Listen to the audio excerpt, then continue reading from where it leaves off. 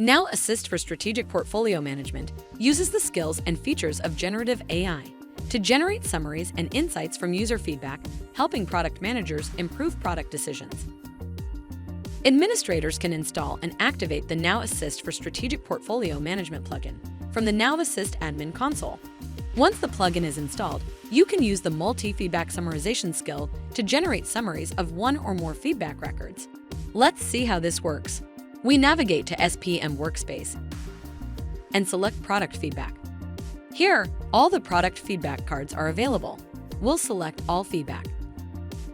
Next, we click List. From here, we can see all the feedback provided by customers. To generate a multi-feedback summary, we select a few feedback items and click Summarize. The summary is generated. This summary helps you swiftly distill user feedback, streamlining the analysis of extensive feedback data and making it easier to improve product features, usability, and performance. Using the skills and features of generative AI, Now Assist for SPM can help condense one or multiple feedback or enhancement requests into a concise summary, resulting in improved product decisions. To learn more, see our product documentation or knowledge base, or ask a question in the ServiceNow community.